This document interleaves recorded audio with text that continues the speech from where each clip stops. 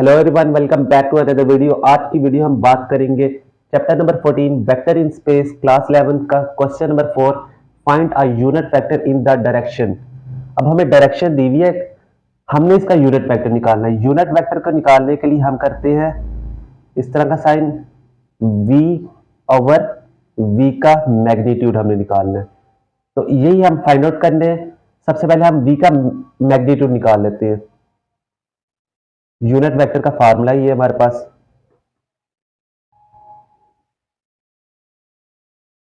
अब हम v का पहले मैग्नीट्यूड निकालते हैं।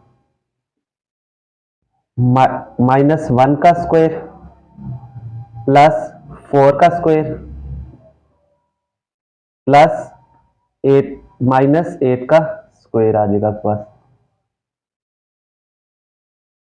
ये आपके पास आ जाएगा 1 प्लस 16 प्लस 64। तो इसको जब हम ऐड करेंगे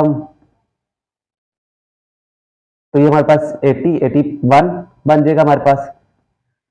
v का मैग्नीट्यूड हमारे पास आया, ये 9 का स्क्वायर होता है तो 9 आ जाएगा इसका। अब हमने क्या करना है, ये वाला फार्मूला अप्लाई करना है v यूनिट वेक्टर निकालने के लिए। v ओवर v का मैग्नीट्यूड, तो v हमारे पास लिखा है -i ओवर क्या आ जाएगा 9 प्लस 4 ओवर 9 j -8 ओवर 9 के आ जाएगा आपके पास।